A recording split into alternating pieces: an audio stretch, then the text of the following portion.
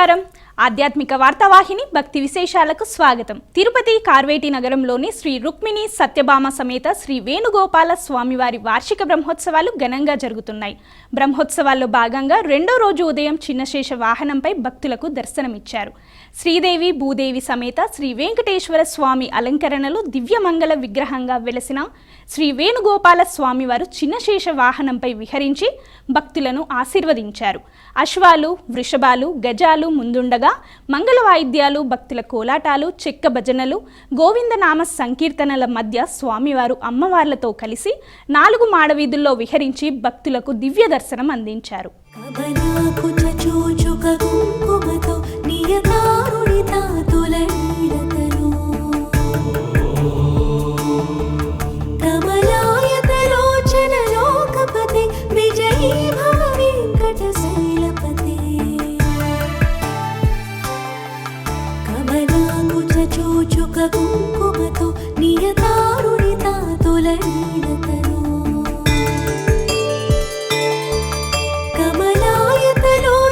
లోకపతే విజయీ భవ వెంకటశైలపతే సచతుర్ముఖ షణ్ముఖ పంచముఖే ప్రముఖాఖిల దైవతమౌళిమణి శరణాగత వత్సల సారణిధే పరిపాలయ మా వృషశైలపతే అతివేలతయా తవ దుర్విషహైరనువేల కృతైరపరాధసతై భరితం త్వరితం వృషశైలపతే పరయా కృపయా పరిపాహి హరే అధివేంకటశైలముదారమతే చనతాభిమతారికదానరతా పరదేవతయా గదితా నిగమై కమలాలయితాన పరంగలయే కరవేణురవావస గోపవధు శతకోటి వృతాన్ స్మర కోటి సమా प्रतिपल्लविकाभिमतान् सुखदान् वसुदेव सुतान्न परङ्गलये. తిరుమల శ్రీవారి దర్శనానికి భక్తులు పోటెత్తుతున్నారు. దేవదేవుని దర్శనం కోసం వేలాది మంది భక్తులు తరలి రావడంతో 31 కంపార్ట్మెంట్లు నిండిపోయి 2 కిలోమీటర్ల మేర క్యూ లైన్లలోనే భక్తులు వేచి ఉన్నారు. ఈ నేపథ్యంలో భక్తుల రద్దీని క్రమబద్ధీకరించేందుకు తీతీదే చర్యలు చేపట్టింది. వేసవి సెలవుల దృష్ట్యా ప్రత్యేక చర్యలు చేపట్టిన తీతీదే వివిధ శాఖల సమన్వయంతో గతంలో ఎన్నడూ లేని రీతిలో భక్తులకు దర్శనాలు చేయిస్తోంది. భక్తుల రద్దీ కారణంగా శ్రీవారి సర్వదర్శనానికి 20 గంటల సమయం, ప్రత్యేక ప్రవేశ దర్శనానికి 6 గంటలు, టోకెన్ పొందిన భక్తులకు 8 గంటల సమయం పడుతుంది. రద్దీ నేపథ్యంలో తీతీదే అధికారులు భక్తులకు అవసరమైన ఏర్పాట్లు చేశారు. శ్రీవారి లడ్డూ ప్రసాదానికి రోజురోజుకి డిమాండ్ పెరుగుతోంది. రోజువారీగా 4 లక్షలకు పైగా లడ్డూ ప్రసాద విక్రయాలు జరుగుతున్నాయి. స్వామివారి దర్శనానికి విచ్చేసే భక్తుల సంఖ్య ఎప్పటికప్పుడు పెరుగుతుండటంతో లడ్డూ విక్రయాలు కూడా పెరుగుతున్నాయి. మే నెలలో 25,46,000 మంది భక్తులు దర్శించుకుంటే లడ్డూ ప్రసాదాల విక్రయాలు మాత్రం 1,21,00,000ను దాటేశాయి. మరోవైపు భక్తుల రద్దీకి అనుగుణంగా లడ్డూ నిల్వలు ఉంచేలా ఏర్పాటు చేస్తోంది తిరుమల తిరుపతి దేవస్థానం. కలియుగ ప్రత్యక్ష దైవమైన శ్రీవారి దర్శనం కోసం నిత్యం వేల సంఖ్యలో భక్తులు తిరుమలకు తరలివస్తున్నారు. భక్తులు స్వామి దర్శనం తర్వాత అత్యంత ప్రాధాన్యత ఇచ్చేది లడ్డూ ప్రసాదానికే. దీంతో శ్రీవారిని దర్శించుకున్న భక్తులు తమతో పాటు సాధ్యపడినన్ని లడ్డూ ప్రసాదాలను కొనుగోలు చేస్తూ ఉంటారు. శ్రీవారి దర్శనానికి విచ్చేసిన భక్తులు ప్రతి ఒక్కరూ సగటున 5 వరకు లడ్డూలను కొనుగోలు చేస్తున్నారు. స్వామి దర్శనానికి విచ్చేసే భక్తుల సంఖ్య పెరుగుతూ ఉండడంతో లడ్డూ ప్రసాద విక్రయాల సంఖ్య కూడా ఎప్పటికప్పుడు పెరుగుతూ వస్తోంది. లడ్డూ ప్రసాదానికి ఉన్న డిమాండ్ ని దృష్టిలో ఉంచుకుని తితిదే అందుకు అనుగుణంగా ముందస్తు ఏర్పాట్లు చేస్తోంది.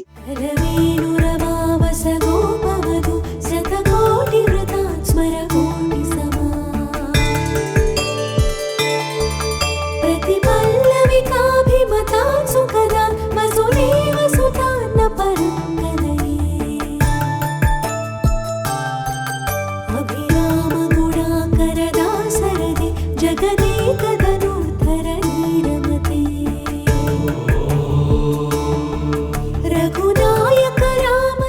అత్యంత పవిత్రమైన శ్రీవారి లడ్డూ ప్రసాద తయారీ కోసం తితిదే రోజువారీగా 68 టన్నులకు పైగా ముడి పదార్థాలను వినియోగిస్తోంది. లడ్డూ తయారీకి రోజుకి 32 టన్నుల చక్కెర, 16 టన్నుల శనగపిండి, 16 టన్నుల నెయ్యి, 3.5 టన్నుల జీడిపప్పు, 2 టన్నుల ఎండు ద్రాక్ష, 400 కిలోల యాలకులు, 800 కిలోల కలకండను వినియోగిస్తారు. చిన్న లడ్డూ తయారీలో సగటున 167 నుంచి 170 గ్రాముల ముడి పదార్థాలను ఉపయోగిస్తారు. ఇందులో సుమారు 78 గ్రాముల చక్కెర, 39 గ్రాముల శనగపిండి, 36 గ్రాముల నెయ్యి, 7 గ్రాముల జీడిపప్పు, 3 గ్రాముల ఎండు ద్రాక్ష వంటి పదార్థాలు ఉంటాయి. 1950 నుంచి తితిదే ఆమోదించిన సాంప్రదాయ దిట్టం ప్రమాణాలకు అనుగుణంగానే లడ్డూ ప్రసాద తయారీలో ముడి పదార్థాలను వినియోగిస్తున్నారు.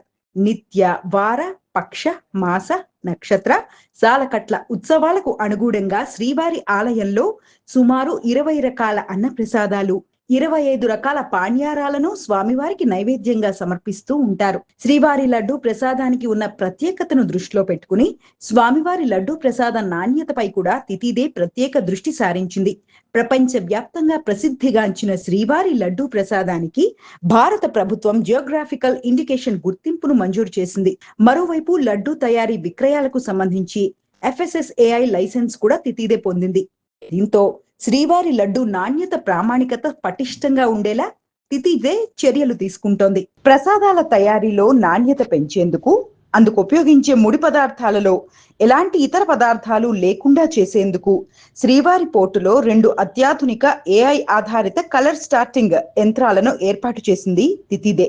వీటి ద్వారా ముడి సరుకుల్లో ఇతర పదార్థాలను తొలగించి అత్యుత్తమ నాణ్యత కలిగిన ముడి సరుకులని స్వామివారి ప్రసాదంలో వినియోగించేలా ఏర్పాట్లు చేసింది. మరోవైపు పోర్టు విభాగానికి అవసరమైన అన్ని ముడి సరుకుల కొనుగోలు విభాగం ద్వారా సేకరించి ప్రయోగశాలలో పరీక్షలు నిర్వహించిన అనంతరమే వినియోగానికి అనుమతిస్తోంది తితిదే. స్వామివారి ప్రసాదాల తయారీకి వైష్ణవ బ్రాహ్మణులు 700 మంది 24 గంటల పాటు 2 షిఫ్ట్లలో ప్రసాదాలను తయారు చేస్తూ ఉంటారు. ఇలా నిత్యం 4 నుంచి 4.5 లక్షల లడ్డూ ప్రసాదాలను తయారు చేస్తుండగా ప్రత్యేక దినాలలో అదనపు లడ్డూలను తయారు చేస్తూ ఉంటారు. శ్రీవారిని 25,46,000 మంది భక్తులు దర్శించుకుంటే 1,21,35,000 లడ్డూ ప్రసాదాలను విక్రయించింది తితిదే. 2024 మే నెలలో 1,00,00,000 లడ్డూలు విక్రయించగా 2025 మే నెలలో 1,11,00,000 లడ్డూ ప్రసాదాలు విక్రయించింది తితిదే. ఈ ఏడాది అదనంగా మరో 10 లక్షల లడ్డూ ప్రసాదాలు విక్రయించింది. మొత్తంగా భక్తుల రద్దీకి అనుగుణంగా స్వామివారి లడ్డూ ప్రసాదాలను సిద్ధం చేస్తోంది తిరుమల తిరుపతి దేవస్థానం.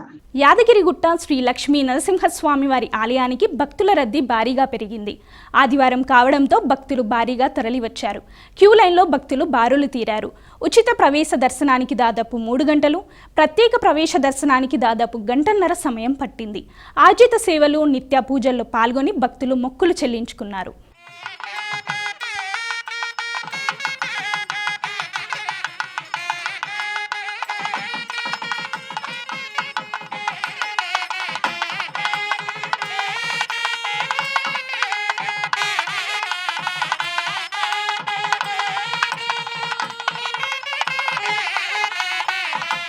అన్నవరంలో సత్యదేవునికి రథసేవ ఘనంగా జరిగింది.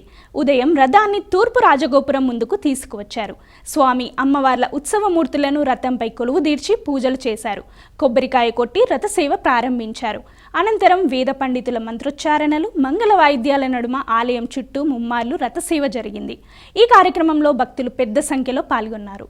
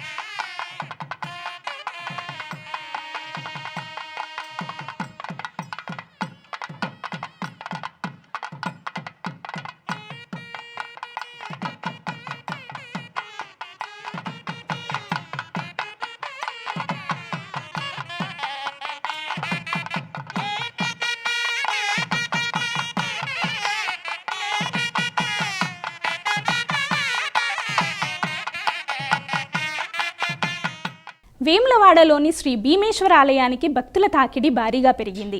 ఆదివారం కావడంతో రాష్ట్రంలోని వివిధ ప్రాంతాల నుంచి స్వామివారి దర్శనానికి భక్తులు తరలి రావడంతో ఆలయ పరిసరాలు, ప్రాంగణం, క్యూ లైన్లు భక్తులతో నిండిపోయాయి. భక్తులు స్వామివారికి కోడెమొక్కులు చెల్లించుకున్నారు. అనంతరం స్వామివారిని దర్శించుకుని తరించారు. అమ్మవారికి కుంకుమ పూజలు, స్వామివారికి అభిషేకాలు, అన్న పూజలు భక్తి శ్రద్ధలతో నిర్వహించారు. స్వామివారి సర్వదర్శనానికి 4 గంటల సమయం పడుతోంది.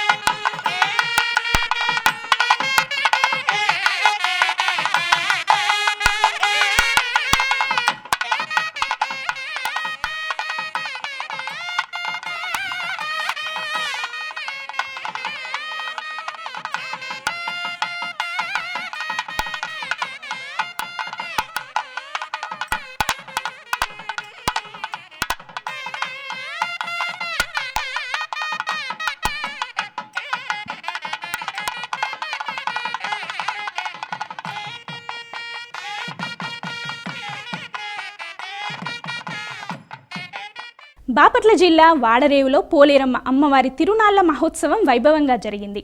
వేలాదిగా తరలివచ్చిన భక్తులు అమ్మవారికి ప్రత్యేక పూజలు చేసి మొక్కులు తీర్చుకున్నారు. గ్రామస్తులు సిడిమాను అమ్మవారి ఆలయం చుట్టూ తిప్పిన అనంతరం గ్రామంలోని ప్రధాన వీధుల్లో ఊరేగించారు. సిడిమాను లాగేందుకు భక్తులు పోటీ పడ్డారు. ఈ కార్యక్రమంలో భక్తులు విశేష సంఖ్యలో పాల్గొన్నారు.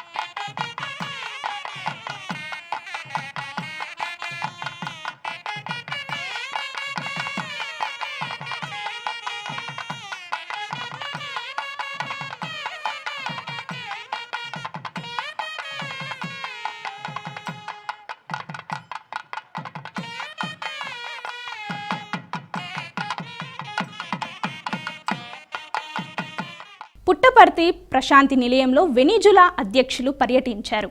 సాయి కుల్వంత్ సభా మందిరంలో సత్యసాయి బాబా మహాసమాధిని కుటుంబ సభ్యులతో పాటు వెనిజులా ప్రెసిడెంట్ డెల్సీ రోడ్రిగేజ్ దర్శించుకున్నారు. సాయి మందిరంలో సత్యసాయి బాబా మహాసమాధికి వెనిజులా ప్రెసిడెంట్ కుటుంబ సభ్యులు ప్రత్యేక పూజలు చేశారు. తొలుత సాయి కుల్వంత్ సభా మందిరానికి వచ్చిన ప్రెసిడెంట్ డెల్సీ రోడ్రిగేజ్ కుటుంబ సభ్యులకు సత్యసాయి మేనేజింగ్ ట్రస్టీ రత్నాకర్ ఘన స్వాగతం పలికారు. ఈ సందర్భంగా మధ్యప్రదేశ్ భక్తులు చేపట్టిన సత్యసాయి భజన కార్యక్రమంలో పాల్గొని భజన చేస్తూ భక్తి పారవశ్యంతో ప్రెసిడెంట్ డెల్సీ తన్మయత్వం పొందారు. కడప జిల్లా ఒంటిమిట్ట కోదండరామస్వామి వారి దేవస్థాన ప్రాంగణంలో యోగాంధ్ర పక్షోత్సవాల ప్రారంభోత్సవ కార్యక్రమం ఘనంగా జరిగింది. ఈ కార్యక్రమానికి ముఖ్య అతిథులుగా జేసీ డాక్టర్ నిధి మీనాతో పాటు రాజంపేట సబ్ కలెక్టర్ హెచ్ఎస్ భావన హాజరయ్యారు. ఈ సందర్భంగా జేసీ డాక్టర్ నిధి మీనా మాట్లాడుతూ అంతర్జాతీయ యోగా దినోత్సవం సందర్భంగా యోగా పక్షోత్సవాలు ఆదివారం నుంచి మొదలైందన్నారు. జూన్ 7వ తేదీ నుంచి జూన్ 21వ తేదీ వరకు నిర్వహిస్తున్న ఈ పక్షోత్సవాల్లో యోగా చేయడం వలన కలిగే ఆరోగ్య ప్రయోజనాలను వివరించారు. శ్రీ సత్యసాయి జిల్లా లేపాక్షి శ్రీ దుర్గా పాపనాశేశ్వర వీరభద్రస్వామి ఆలయ ప్రాంగణంలో ప్రపంచ యోగా డే యోగా కార్యక్రమం జరిగింది. విద్యార్థులు, ఉద్యోగులు, మహిళలు, వృద్ధులు పెద్ద సంఖ్యలో పాల్గొని సూర్య నమస్కారాలు, ప్రాణాయామం చేశారు. యోగా గురువుల ఆధ్వర్యంలో పలు ఆసనాలు వేసి అందరినీ ఆకట్టుకున్నారు. యోగా వల్ల శారీరక, మానసిక ఆరోగ్యం మెరుగుపడుతుందని మంత్రులు అన్నారు. ఈ సందర్భంగా మంత్రి సత్యకుమార్ యాదవ్ మాట్లాడుతూ రాష్ట్రంలో 15 రోజుల పాటు యోగా కార్యక్రమాన్ని నిర్వహించాలన్నారు. మన ఆధ్యాత్మిక పర్యాటక కేంద్రాలకు దేశవ్యాప్తంగా, ప్రపంచవ్యాప్తంగా ప్రాచుర్యం కల్పించాలనేది ఒక ఉద్దేశమైతే యోగాన్ని ప్రోత్సహించాలన్నది రెండవ ఉద్దేశమని అన్నారు. గుంతకల్ కసాపురం శ్రీ నెట్టికంటి ఆంజనేయ స్వామి ఆలయంలో యోగా దినోత్సవ కార్యక్రమం జరిగింది. ఆలయ ఈవో మాట్లాడుతూ నేటి నుంచి 15 రోజుల పాటు ప్రతిరోజు ఉదయం 7 గంటల నుంచి 9 గంటల వరకు యోగా ఆసనాలు ఉంటాయని వివరించారు. సంపూర్ణ ఆరోగ్యంగా ఉండాలంటే ప్రతి ఒక్కరూ గంట పాటు యోగా చేయాలని ఆలయానికి వచ్చిన భక్తులకు, ఆలయ సిబ్బందికి సూచించారు. ప్రత్యేక యోగా మాస్టర్లతో ఈ యోగా ఆసనాలను చేస్తున్నామని తెలిపారు. ఈ యోగా కార్యక్రమంలో పాల్గొని తమ ఆరోగ్యాన్ని కాపాడుకోవాలని అన్నారు. విజయవాడ శ్రీ దుర్గా మల్లేశ్వర స్వామివారి ఆలయ ప్రాంగణంలో ప్రపంచ యోగా దినోత్సవ కార్యక్రమం జరిగింది. విద్యార్థులు, ఉద్యోగులు, మహిళలు, వృద్ధులు పెద్ద సంఖ్యలో పాల్గొని సూర్య నమస్కారాలు, ప్రాణాయామం చేశారు. యోగా గురువుల ఆధ్వర్యంలో పలు ఆసనాలు వేసి అందరినీ ఆకట్టుకున్నారు. యోగా వల్ల శారీరక, మానసిక ఆరోగ్యం మెరుగుపడుతుందని నిర్వాహకులు తెలిపారు. చార్ధామ్ యాత్రలో ప్రతి ఏటా భక్తులు అనేక ఇబ్బందులు ఎదుర్కొంటుంటారు. ఈసారి బద్రీనాథ్, కేదార్నాథ్ వెళ్లే మార్గంలో మొదట్లోనే భారీ ట్రాఫిక్ జామ్ తలెత్తడంతో దాదాపు 30 గంటల పాటు భక్తులు రహదారుల్లోనే అవస్థల పాలయ్యారు. మరి ఇప్పటి పరిస్థితి ఏమిటి? బద్రీనాథ్ ఆలయంలో ప్రస్తుతం పరిస్థితి ఎలా ఉంది? భక్తుల రద్దీ ఎలా ఉంది? వివరాలేంటో ఇప్పుడు చూద్దాం. ఉత్తరాఖండ్లోని గఢ్వాల్ హిమాలయ శ్రేణులు చాలా ప్రశాంతంగా ఉన్నాయి. ఇప్పుడు హరిద్వార్, రిషికేశ్ల నుంచి ట్రాఫిక్ ఇబ్బందులన్నీ దాటి చమోలి జిల్లాలో బద్రీనాథ్లో అడుగుపెట్టారు వేలాది మంది భక్తులు. హిందువులంతా ఎంతో పవిత్రంగా భావించే చార్ధామ్ యాత్రలో కీలకమైంది బద్రీనాథ్. బదరీ నారాయణుడి దర్శనం కోసం వేలాది మంది బద్రీనాథ్కు చేరుకున్నారు. అలకనంద నది ఒడ్డున సముద్ర మట్టానికి 3133 మీటర్ల ఎత్తులో ఉన్న సుందర ప్రదేశం బద్రీనాథ్. భూలోక వైకుంఠంగా భావించే బద్రీనాథ్ దివ్యక్షేత్రంలో కొలువైన విష్ణుమూర్తిని దర్శించుకునేందుకు భక్తులు ఆలయం బయట పెద్ద పెద్ద క్యూ లైన్లలో నిల్చొని వేచి చూస్తున్నారు. ఆలయం దగ్గరకు చేరుకున్న భక్తులు ముందుగా దగ్గరలోనే ఉన్న వ్యాసగుహ, గణేశ గుహలను దర్శించడంతో పాటు సహజ సిద్ధమైన వేడినీటి గుండం తప్తకుండ్లో స్నానమాచరిస్తున్నారు. బద్రీనాథ్ ఆలయానికి ఏటా మే, జూన్ నుంచి అక్టోబర్, నవంబర్ వరకు భక్తులు పోటెత్తుతారు. అయితే భారీ వర్షాలు ముంచుకు రాకముందే దర్శనాలు పూర్తయితే చాలా ప్రశాంతంగా సాగుతుంది బద్రీనాథ్ యాత్ర. ఇప్పటికైతే బద్రీనాథ్, గఢ్వాల్ శ్రేణుల్లో విపరీతమైన వర్షాలేమీ లేవు. అప్పుడప్పుడు కొద్దిపాటి చిరుజల్లులే కావడంతో భక్తులకు ఎలాంటి ఇబ్బందులు లేవు. క్యూ లైన్లలో వేలాది మంది భక్తులు వేచి ఉన్నప్పటికీ బద్రీ నారాయణుడి దర్శనాలు మాత్రం సులభంగానే పూర్తవుతున్నాయి. ఇవి ఈనాటి భక్తి విశేషాలు. తదుపరి ఆధ్యాత్మిక వార్తావాహిని భక్తి విశేషాలు మళ్ళీ కలుద్దాం. అంతవరకు సెలవు. నమస్కారం.